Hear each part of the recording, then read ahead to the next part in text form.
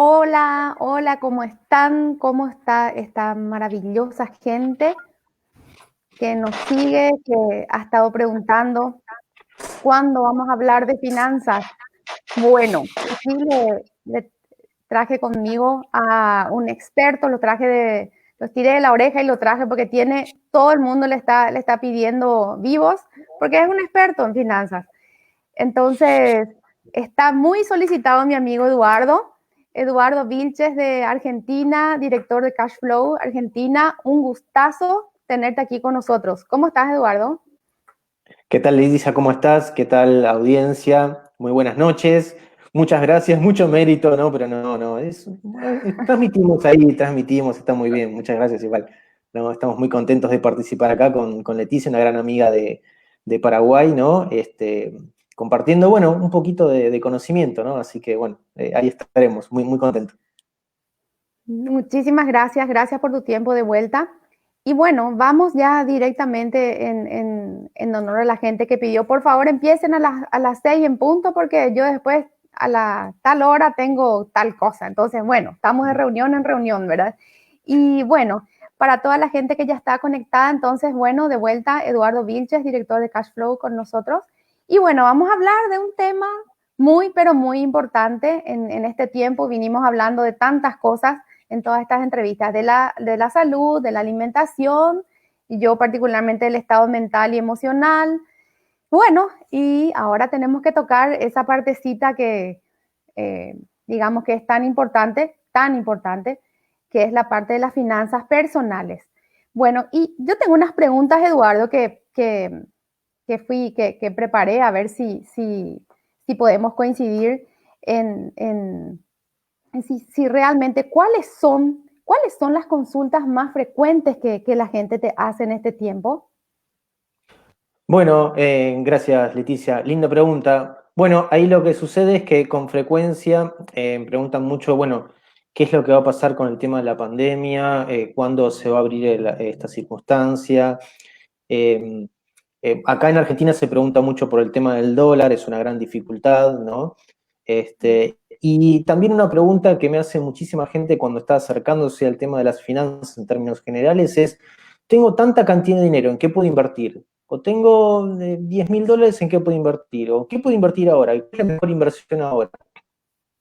Y es una pregunta que es muy común, que está siendo eje en el área equivocada, en el sentido de que hay que ser un poco, digamos, fiel a uno mismo. Si uno tiene cierta cantidad de dinero y no sabe en qué invertir, ya queda claro que le falta información o le falta formación, ¿no? En materia de finanzas.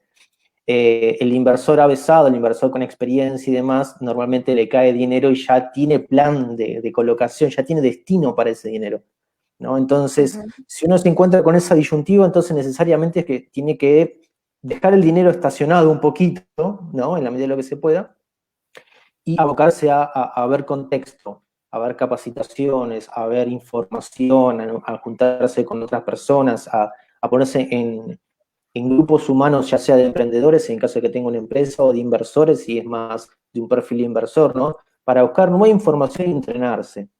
Y también en este contexto, porque encima también cambiaron reglas de juego, hay toda una serie de cosas que va a haber que replanteárselas, ¿no? Pero la pregunta normal es esa, ¿no? Entonces, como eje es, si uno no sabe qué hacer con el dinero, está faltando información y formación.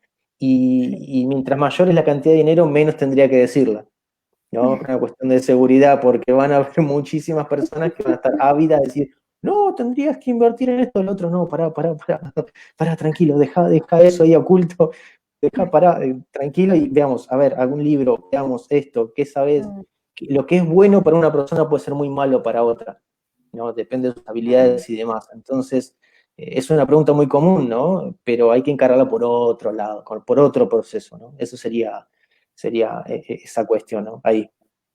Entiendo. Entonces, eso es lo que más pregunta la gente. Y bueno, le decimos entonces que espere, ¿verdad? Que se informe un poco más, que se eduque un poco más Exactamente. financieramente y que guarde nomás. Eso mientras tanto. Entonces, ¿cuál sería uno de los cambios que tiene que hacer una persona que empieza con el tema de la educación financiera? Ponele que nunca se educó en eso, nunca leyó nada, nunca le leyó a Kiyosaki, nunca, no tiene idea. Bueno, ¿cuál sería uno de los cambios por los cuales tendría que empezar, digamos, a educarse financieramente una persona? Sí. Bueno, en un principio, eh, algo que tendría que hacer es darse cuenta de que este es un camino de muchas preguntas. Este es un Mm, camino de muchas preguntas. Y esas preguntas los tienen que llevar a nuevas respuestas. Esto es un camino de ujú, preguntas. Entonces, lo que he notado, ¿no? E incluso a medida que avanza en la vida de la persona, es que ya tiene demasiadas respuestas, demasiados paradigmas ya instalados, ah, demasiadas ok, verdades que se van solidificando a través del tiempo, ¿no? mm, Entonces, el camino a la libertad financiera implica cuestionar un poco eso y empezar de vuelta con un proceso de desaprender ciertas verdades que nos fueron inculcadas, ujú. digamos, de estructuras quizás más antiguas y hacer espacio para que entre nuevo contenido. Lógicamente, si no leyó el libro de Robert Kiyosaki, arrancamos. Arrancamos con el libro de Robert Kiyosaki, para darse cuenta de que hay un cambio ahí, ¿no? Sí, Hay un cambio. El Club de Cash Flow de Argentina está alineado a la filosofía, ¿no? Y tratamos de aterrizar estos contenidos a las personas que quieren hacer cambios en educación financiera. Entonces, tenemos que leer a Robert Kiyosaki, empezar por ahí, en este libro. Una vez que terminamos este, bueno, el libro número 2, súper importante, uno de mis favoritos, El cuante flujo de dinero. Lo sí, consiguen en cualquier lado, se tradujo en cualquier idioma, o sea que está por todos lados. Y era lo básico. Y lo básico, esos dos libros, empezar a agarrar contexto y darse cuenta de que cuando alguien nos dice algo de inversiones y ya tenemos una respuesta como automática, y capaz que es un paradigma. Es ah, un paradigma, ok. hay verdades. Entonces, empezar, tenemos que leer cosas nuevas, tenemos que cuestionarnos nuestras decisiones del pasado, lo que creemos saber, lo que nos dijeron que eran determinadas verdades, y empezar a todo eso. Y después, un tema súper importante son a ver en qué contextos nos vamos a vincular. Pues imagínate, Leticia, en tus estudios y en tu camino, ¿no? En el desarrollo espiritual, obviamente que quizás no lo hagas en una fábrica metalúrgica, ¿no? Ese no es el contexto donde vos podrás entrenarte en este tipo de cuestiones. En tu campo, obviamente, vas a otro tipo de capacitaciones, con otro tipo de instructores y profesores, donde hay personas que se dedican a eso. Está ese Sí. contexto. Ujú, Entonces, alguien que está empezando la educación financiera tiene que buscar esos lugares donde se hable de emprendimientos, donde se hable de inversiones. En principio, ¿no? En principio, ¿no? Acá en la Argentina tienen el Club de Cashflow, ¿no? Donde incluso ahí van a poder jugar el juego de Cashflow que siempre sugiere Robert Kiyosaki, ¿no? Desde luego. Ahora, bueno, el tema de la pandemia tiene un pequeño paréntesis, pero después de esto, ujú, cuando se libere, se volverán esos encuentros. Pero es lo normal, busquen en su país, ¿no? Si hay un club de Cashflow, y si no lo tienen en la página de Rich Dad para jugarlo online, esos son un ujú, poquito los pasos, ¿no? mm, Que habría que hacer. Después hay más. Tener en cuenta bueno, de que hay determinado tipo de ofertas demasiado buenas, ¿no? Y si son demasiado buenas y demasiado distintas de otras ofertas, bueno, quizás sea un tema peligroso, ¿no? ujú. En principio, eso, leer, practicar, conectarse con otras personas, ¿no? Y cuestionarse a sí mismo. Esos son los primeros pasos, ¿no? Saber que va a haber cambios de paradigma y que, bueno, llevará un tiempo, pero va a andar bien. No, eso Mm, está muy bien. entiendo, o sea, no hace falta, Eduardo, ser un economista ni un super contador, ser súper experto en algo, haberse graduado en 1000 universidades para poder llevar, digamos, los estados financieros personales, ¿verdad? Que sería la siguiente pregunta que te quería hacer, que volverlo al lado, a ver, en palabras de a bolsillo, como se dice, ¿verdad? ¿Cómo le podemos decir a una persona que nunca hizo un flujo de caja de su propia, de su propio estado financiero, que nunca escuchó? ¿Cómo le decís eso en 2 o 3 minutos, en pocas palabras? ¿Cómo puede empezar? Sí, bueno, ahí está el tema de la importancia de los estados financieros. En una hoja en blanco puede ser algo súper simple, de hecho hay un montón de modelos de internet, ¿no? De estados financieros. Sencillamente es una columna de ingresos, todos los ingresos de toda índole que pueda llegar a tener, eso se suman. Una columna de gastos, todos los gastos, pero todos los gastos. Mucha gente me dice, no, mis gastos fijos, no, no, no, no, no. Están los gastos fijos, los gastos variables, ¿no? Y los gastos discrecionales, los que dependen de tu voluntad. Si fui a una determinada empresa a tomar un café este día, bueno, eso es un gasto discrecional. Pero es la suma de todos esos gastos. Ahí tenemos los flujos, lo que entra y lo que sale. Fácil. Entonces una persona enseguida puede decir, bueno, está bien, acá la planilla me dice que a fin de mes me sobra tanta cantidad de millones de guaraníes, ¿no? O que tanta cantidad de miles de pesos. Y después lo tenés que contrastar contra la realidad. ¿Es o no es así? Ajá. Eso no es así. Entonces ahí tenemos los flujos. Y después la parte de balance, lo que tenga que ver con los activos, ¿no? Aquellas cosas que dejan dinero en nuestro bolsillo, y con los pasivos, con aquellas cosas que restan dinero en nuestro bolsillo, que lo sacan nuestras deudas, ¿no? Entonces ahí notamos eso. ¿A quién le debemos dinero? Por un lado. ¿A quién específicamente? ¿Qué cantidad? ¿Y en qué moneda lleva el caso? Moneda o divisa, ¿no? Y después los activos, ¿de qué forma son? Si son propiedades, si son acciones en la bolsa, si son regalías de propiedad intelectual, ¿no? Y en qué magnitud, en qué cantidad de número y en qué moneda lleva el caso, ¿no? Pero lo fundamental de hacer todo eso es que uno toma control de sus finanzas. Vos imagínate, Leticia, lo siguiente. Es súper común que alguien me diga, no, sí, yo me queda a fin de mes tanta cantidad de dinero. Habrás escuchado quizás a alguien, ¿no? Clientas tuyas de consultoría, ¿no? Vos tenés mucha experiencia. Tanto dinero quizás me sobra a fin de mes. Bueno, ok, listo. Matías, Juana, vamos a hacer tu planilla de estado financiero y le queda mucho menos después de que hace la planilla, ¿no? Eso es porque subestimamos nuestros gastos. Nos queda bien claro cuánto nos ingresa, pero cuánto gastamos no nos queda tan claro. Por eso es la importancia de los estados financieros. Tomar control de la realidad. Y lo interesante es que si hacemos bien los estados financieros, esas buenas prácticas de los estados financieros familiares después se trasladan a los negocios, como buenas prácticas. Si no nos mentimos en la casa, no nos vamos a mentir en los negocios, ¿no? Claro, Así que ahí eso va por claro. ahí. Y, o sea que es importante entonces, Eduardo, tener todo anotado, saber hasta dónde se va, hasta el último centavo, hasta el último guaraní, hasta el último peso.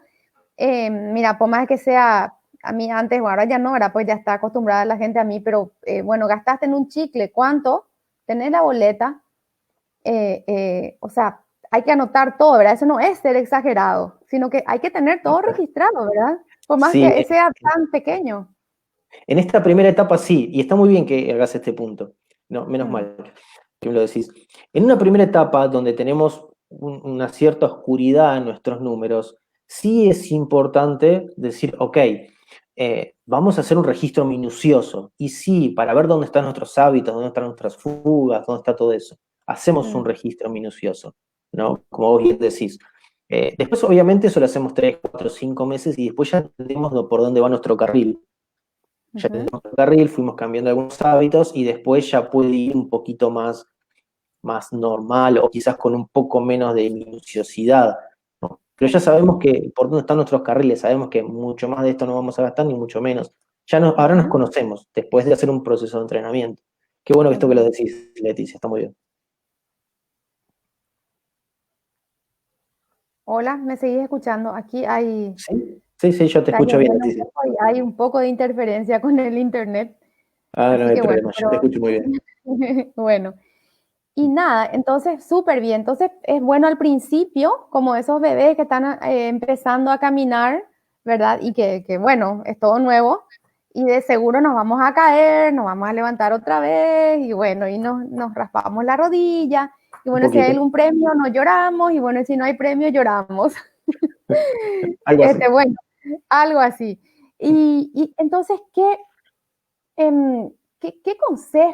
consejo a partir de eso que estamos hablando le darías o guía, digamos, o tip a un emprendedor para pensar en la siguiente etapa cuando termine esta cuarentena? Porque evidentemente las cosas cambiaron y hay que ser realistas.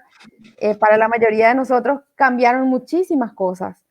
Entonces, ¿qué le podrías decir? ¿Cómo puede un emprendedor pensar en la siguiente etapa? ¿Hay formas de pensar en lo que se viene después? Sí, podemos hacer algunos ejercicios, se puede hacer algunos diagramas, ¿no? A nivel de personales y de emprendimiento. Por suerte, lo que estamos viendo últimamente es que ya hay cada vez más emprendedores que están reaccionando, ¿no? Mm, Entonces, lo que ha estado pasando en las primeras 2, 3, 4 semanas de todo este tema de la pandemia es que hay mucha gente como paralizada, mucha sí. gente como diciendo, no, bueno, ya va a pasar o ya se va a abrir, y esto después se extendió, y de hecho hay muchas ramas de productos y servicios que todavía, Ujú, y van a estar todavía complicadas, como puede ser el turismo, como puede ser la parte del turismo de reuniones, no solamente el turismo digamos, de viaje de vacacional, sino también el turismo de reuniones, toda la sí. parte de espectáculos masivos, todo eso va a estar detenido durante muchísimo tiempo, ¿no? Hasta que no haya una Ujú, forma muy creativa de resolver esto. Entonces, en términos generales, cada emprendedor en cada una de sus ramas de productos y servicios, sus ramos industriales y demás, tendrá una determinada configuración y a su vez en Latinoamérica los países tienen distintos tipos de problemas, ¿no? Pero creo que en principio va a tener que tomar acción, ujú, va a tener que ver cuáles son las acciones más estratégicas, o sea, ahora hay que cuidar caja, cuidar la relación con empleados, ¿no? Tener muchísimo diálogo hacia adentro de los emprendimientos, hacia afuera, tener un altísimo grado de comunicación con el público, ¿no? Estar, si es alguien que tiene que comunicarse, lo que sea, es estar online, si tiene que comunicarse con su público mediante redes sociales o en los canales que tenga habitualmente, lo va a tener que multiplicar, ¿no? Esto va a tener que interactuar el triple con sus clientes, quizás para la mitad del resultado, pero va a tener que estar. Si no lo hace, va a haber otra persona, ¿no? Va a tener que interactuar, ¿no? Va a tener que mm, interactuar hacia adentro, hacia su equipo, ¿no? Y estar hablando permanentemente. Esta es la situación, pero estamos haciendo algo al respecto, ¿no? ujú, No podemos dejar que como que se arregle. No, no, ya se abre mañana, pasado, la semana que viene. No, no, no, no, no, porque no tenemos del todo claro en qué circunstancias se va a abrir, a qué velocidad, qué tanto va a impactar, y si los consumidores van a estar ahí cuando sí, se abra. Van a estar ahí, van a estar y te van a recordar con todo el estímulo que están teniendo constantemente encerrados en sus casas o por ahí en situaciones de crisis, ¿no? Yendo y viniendo y demás. Van a mm, recordar a aquel que los acompañó en mm, esta etapa. Entonces, una gran cuestión que tienen los emprendedores es que tienen que tomar acción y tienen que vincularse muchísimo con su público, ¿no? En vivo, en privado, de las formas que su público así lo recibe. Eso es una cuestión. Y otra cuestión es trabajar mucho nuevas tecnologías. Nuevas tecnologías. Eh, Cuestionar los canales de comunicación para saber si es realmente el mejor canal, si no hay otros canales de comunicación, si nuestro público está donde creemos que está, ¿no? Si está realmente en esos canales de comunicación. Así que también trabajar ese tema. Como les decía, el tema de la caja, cuidar caja, trabajar sobre los stocks, eso es un tema también muy importante, ¿no? Porque puede haber muchos trastornos en las cadenas de logística, ¿no? Pueden tener muchísimos, ujú, lo que son las partes de industrias y demás, muchos problemas, que hay muchísimo emprendedor falto de materia prima, ¿no? O con problemas de ujú, flete, con problemas, eso ahora se está empezando a solucionar, pero sí, problemas de logística también, ¿no? Eh, los que tienen servicios, bueno, mientras mejor puedan paquetizar sus servicios y mejor los puedan llevar a lo que realmente está necesitando el cliente en este momento, ahí pueden dar, ¿no? Englobando un poquito todo esto, hizo una buena pregunta Leticia. Si tenemos que englobar todo esto es, la pandemia nos trajo un problema nuevo, un problema, a ver, que se manifiesta de una forma nueva, ¿no? Entonces son nuevos problemas, van a tener que haber nuevas soluciones, ¿no? Esto es ujú, algo que habíamos hablado en un vivo anterior con vos. Nuevos sí, problemas, nuevas soluciones. No, no nos quedemos atados a lo que veníamos haciendo, si lo tenemos que cambiar, lo cambiamos, y tenemos que saber de que nuestros clientes están altamente influenciados por un montón de otras propuestas, ¿no? Y bueno, y su lealtad puede ser relativa, ¿no? Por lo que sea, siempre habrá alguien con quizás palabras más bonitas, quién sabe, ¿no? Ya se verá. Pero si uno está y en definitiva uno acompaña a su público y está ahí, ¿no? Entonces el emprendedor anda un poquito por ese lado. Esas son algunas Mm, áreas en las que puede ir trabajando. mm. Espectacular, genial, súper, súper práctico y sí, coincidimos, recoincidimos en todo. Em, Hablando ya de estas herramientas que tenemos a disposición, ¿qué nos puedes decir del juego Cash Flow? O sea, ¿por qué Cash Flow? ¿Por qué es tan importante jugar Cash Flow? Y para la gente que no conoce, que nunca jugó, que nunca vio, que nunca escuchó, ¿podrías describirnos brevemente lo que es el juego? Genial. Sí, sí, por supuesto. Gracias, Leticia. Bueno, el juego de Cash Flow, ¿no? Que fue creado por Robert Kiyosaki, ¿no? Ya hace una buena cantidad de años, unos 20 años aproximadamente, Sí. es justamente, nosotros lo mencionamos como un cash flow, pero a mí me gusta considerarlo un simulador. Es un Ajá. simulador en el cual, mediante tablero físico, fichas y tarjetas, todos podemos aprender conceptos básicos y elementales de finanzas, ¿no? De una manera lúdica, de una manera que, digamos, es mucho más fácil asimilarlo. ¿Por qué? Si quizás alguno de ustedes, ¿no? Bueno, vos Leticia seguramente lo recordás, el cono de aprendizaje atribuido a Edgar Dale, Ujú. eh, si leemos o si escuchamos, nuestra capacidad de retención es bastante baja, ¿no? 10, 20%. Ahora, a medida que nos interactuamos o nos involucramos más con esta capacitación, ese nivel digamos, de inducción a ese conocimiento va a ser mayor, lo vamos a apropiar más fácilmente. Y ahí está el juego de Mm. Cashflow, es un simulador, nos permite interactuar. Y sabes que sucede algo rarísimo, ya comprobado con cientos de personas. El juego es un espejo de nuestras emociones. Si vos, yo nos sentamos un día a jugar, vamos a ver que vamos a reflejar nuestras emociones en ese juego y nos lo va a devolver como un espejo. En apenas media hora, una horita, nos vamos a dar cuenta si somos demasiado ahorradores, si tenemos miedo de invertir, ¿no? Y nos va a hacer una devolución sobre algo rarísimo que es nuestras emociones. Cómo quedan Mm. impactadas en el juego. Es maravilloso, ¿no? Sí. Es maravilloso, es ir un psicólogo en el tablero que sin hablar te hizo experimentar un poquito y te dijo tus emociones. Si uno sabe interpretar qué es lo que está pasando en el tablero, te va a decir tus emociones son estas con respecto al dinero, ¿no? Mm. Entonces, ese simulador les va a permitir eso, probarse en materia emocional, como son con el dinero, entender mecánicas básicas de las finanzas, estos conceptos que los dijimos ahí un poquito al principio, ¿no? Activos, pasivos, días de cash flow, ingresos, qué es lo que sucede con nuestras finanzas en el caso de que tengamos un despido, ¿no? Uno nunca se pone a investigar, uy, ¿qué pasa si me despiden? ¿Cómo afectaría mis finanzas? Uno quiere que no pase eso, ¿no? Quizás un empleado y demás. Y hay circunstancias, cosas de la vida, en caso de un despido, de un embarazo, ¿no? Hay una serie de circunstancias de la vida que están reflejadas en el juego. Es un simulador de aprendizaje. Y como todo simulador, imagínate, digamos, cuando están entrenando un piloto, ¿no? Antes de darle un avión lleno de gente y demás, lo llevan al simulador. Y eso es lo que nosotros podemos hacer.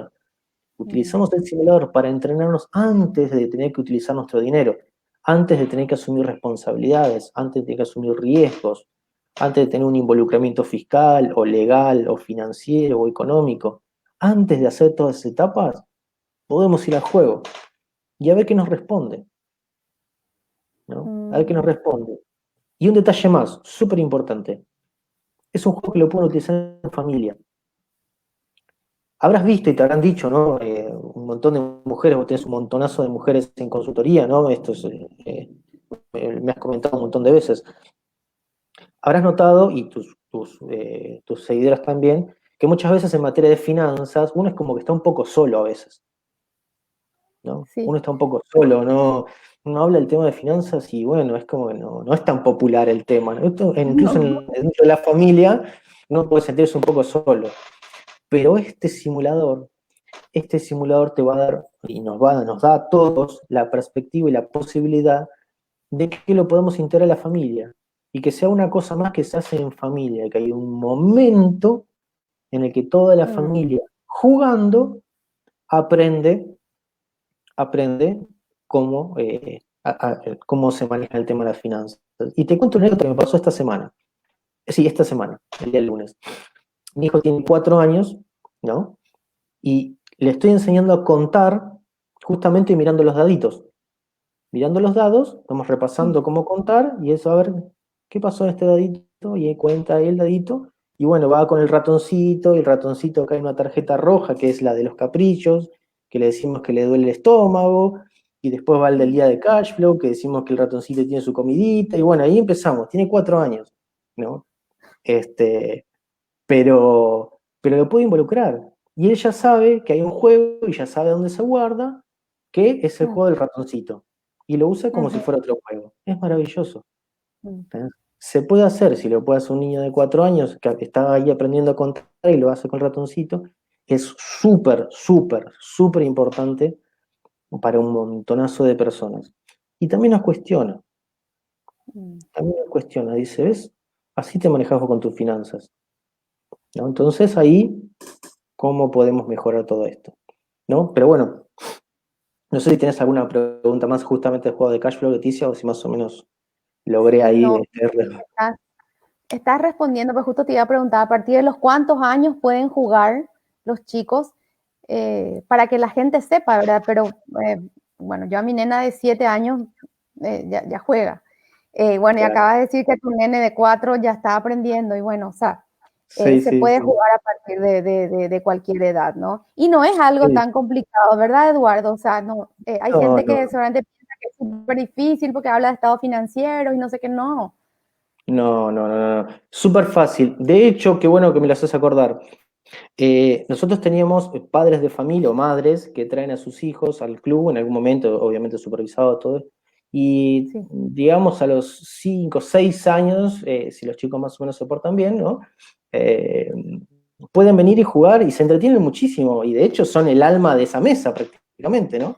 Porque le ponen mucha emoción, realmente están jugando, ¿no? Y están jugando en algo que siembra, así que obviamente, si son muy chiquititos, por ahí es más un juego, digamos, de motricidad o de contar, ¿no? Pero a Sí. medida que van creciendo ya se le puede poner cosas un poquito más complejas, ¿no? Pero Mm. sí, 6 7 años es excelente, se puede, se puede. La caja dice un poquito más, pero se puede perfectamente, ¿no? Ujú. Es cuestión de paciencia y de jugar, de divertirse. Las finanzas en serio son divertidas, son agradables. Está buenísimo aprender un poco de esto, porque la contraposición de no aprender esto es sufrir bastante. Y se Claro. puede sufrir bastante. Entonces, ¿por qué no lo tornás? Ese sufrimiento, ¿por qué no transformás en algo divertido? Claro, eso te iba a decir, porque a nosotros, no sé a vos, pero a mí sí, a mí, a mi marido, a mucha gente que yo conozco, hermanos, amigos, nos costó en la propia vida, nos costó plata aprender, nos costó estafas, malas sociedades, un montón de cosas que duelen cuando te pasan. En cambio, cuando jugás el juego, no te cuesta nada, es comprar el juego, sí, ahí vas a invertir un poquitito, pero después lo jugás y mientras más lo jugás, te volvés más experto. Yo digo siempre, nuestros hijos, pero ni por si acaso van a cometer los mismos errores que nosotros, no van a cometer esos errores porque ya está impregnado en su cerebro, en su mente consciente y subconsciente también, otra manera de manejar la plata. Ya piensan de otra manera. Y otra vez entre ellos son súper distintos porque es increíble cómo ya cada uno tiene su personalidad y cada uno elige. Yo tengo un nene de 16 y una nena de 7 y Ajá. los dos son tan distintos cuando juegan. Y, pero no es por la edad, sino en las elecciones. Como decís, se nota tanto las emociones. Pues, mi hijo, el mayor, es frío y calculador. Eso te iba a preguntar, sus personalidades en el juego. Él es frío y Interesantísimo. calculador y es así en su vida. Está muy Él bien. es un Bueno. iceberg. Ay, no sabes si él tiene frío, si tiene calor y cuando está jugando es igual. No sabes, parece un, no sé, un jugador de póker, porque tenés que adivinar de qué va a hacer, si va a comprar esto, no, si qué va a hacer, no sabes. Entonces, siempre nos gana a todos. Yo a veces le hago un poco la competencia, pero él nos gana. Y Está muy bien. mi nena le encanta, a mi nena le encanta comprar, ella quiere muchas propiedades, quiere hoteles y todo. Bueno, bueno, A veces está le muy sale bien. bien, ¿no? A veces le sale bien eso, pero a veces el hermano le pilla la jugada y no le sale tan bien. No, bueno, está muy bien. Pero esto está interesantísimo porque justamente me hiciste acordar un aspecto importante y que es muy distintivo del juego de cash flow. Qué bueno que estén jugando en familia, ¿no? Eh, que el juego de cash flow, a diferencia a lo mejor del Monopolio, que sería, digamos, un abuelito, digamos, de este juego, ¿no? El juego de Ujú. cash flow es colaborativo. Mm, El Monopolio es competitivo. El de sí, cash flow es colaborativo, ¿no? Entonces, incluso esto está muy bueno para los emprendedores, ¿no? Porque también el emprendedor puede llegar a sentirse muy solo. ¿Y cómo hace para claro. transmitir sus preocupaciones, sus dificultades, su estado mental a su familia? Bueno, puede Mm, llevar el juego de cash flow y en los ratitos que tiene, que quizás el emprendedor tampoco tenga muchos, ¿no? Tiene que hacer que esos tiempos, digamos, sirvan para muchas cosas, ¿no?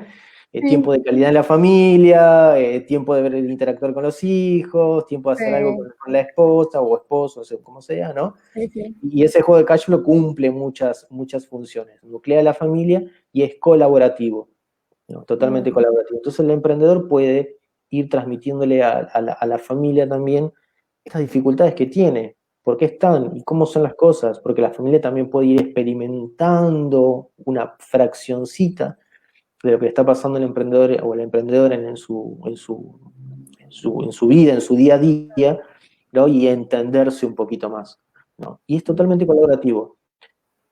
Si gana uno solo, es una circunstancia, pero si trabaja en equipo, hasta pueden ganar todos juntos, porque se pueden ganar todos, ¿no? mm, Porque es solamente uno juega en definitiva contra uno mismo, contra sus propias emociones, pero puede sí. trabajar en equipo con el resto de la mesa. Eso es Mm, una cualidad fantástica del juego. Por eso es tan recomendable y es tan bueno también para que el mismo emprendedor también mueva un poco las neuronas, salga, digamos, quizás del foco del emprendimiento, ¿no? Y pueda ahí ejercitarse en otras distinciones. Y para el mm, inversor ni hablar, ¿no? sí. Este, es fantástico. Así cumple un montón de funciones. Así que, bueno, ahí nos fuimos un poquito, ¿no? Por el tema del juego de cash flow, pero es muy interesante como herramienta Sí. de aprendizaje en finanzas y hasta lo que hemos visto en el club, lo que hemos visto en la consultora, que le sirve tanto digamos, al aspirante a inversor como al aspirante a emprendedor, ¿no? Y Mm, encima tiene efectos positivos en la familia, así que combo completo, claro. fantástico.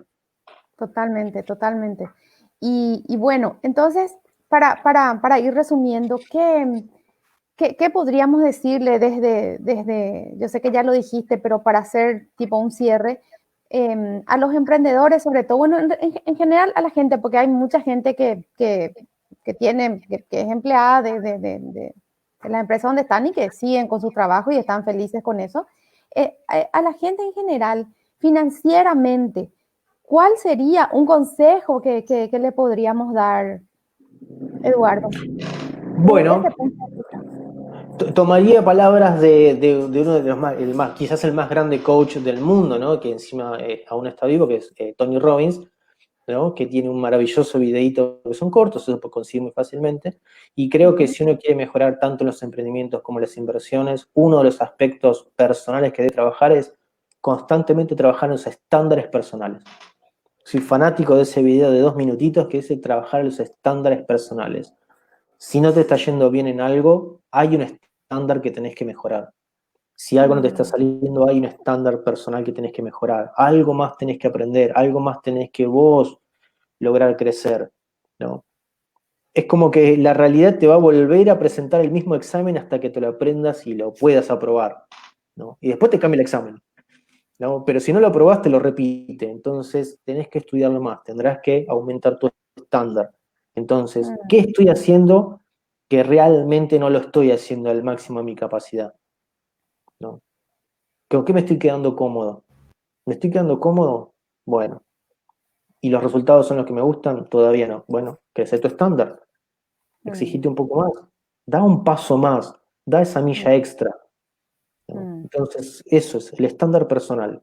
Me encantaría, ese tema es para un vivo que se nos puede ir un buen rato, ¿no? Trabajando, Sí. pero esa es el gran sugerencia, ¿no? Porque el consejo es un tema muy amplio. Sí. Pero una sugerencia es que trabajemos fuerte sobre los estándares personales, ¿no? Mm, Eso hace crecer los emprendimientos y las personas de adentro hacia afuera, ese estándar mm. personal. Eso es fantástico. Totalmente, totalmente de acuerdo. Y ahí tocaste el punto que es mi pasión, ¿verdad? Crecer de adentro para afuera. Porque lo de afuera es un resultado. Y hay gente que dice, bueno, ¿yo qué culpa tengo de que la cuarentena y no sé qué? Y mírate nomás por dentro, en qué área te afectó tanto o qué te hizo doler tanto. ¿Qué parte te afectó mucho? ¿Te afectó mucho el bolsillo? ¿Te afectó mucho estar todo el día con tu esposo, con tu esposa? ¿Había sido que no te gustaba estar tanto tiempo? Eh, eh, y un montón de cosas. Ah, no, había sido que estabas comiendo súper mal o empezaste a comer súper mal. Entonces son válvulas que se van destapando y esta situación es espectacular para eso, porque te muestra así a cara descubierta cuál es tu realidad. Lo que vino a hacer esto es eso, demostrarnos cuál es nuestra realidad. Y bueno, pero es una excelente oportunidad para mejorar, para mejorar. Yo no es que sea una optimista ciega, yo sé que obviamente sabemos todos de toda la situación difícil que mucha gente pasó, pero bueno, hay que mirar para adelante y es una excelente oportunidad para autoanalizarse y crecer y bueno, y mejorar, evolucionar siempre. Para eso estamos aquí, como siempre dice Tony Robbins también, que sí no es uno de los mejores, es el número uno del mundo. Sí, Este, totalmente, totalmente. Totalmente. Impresionante.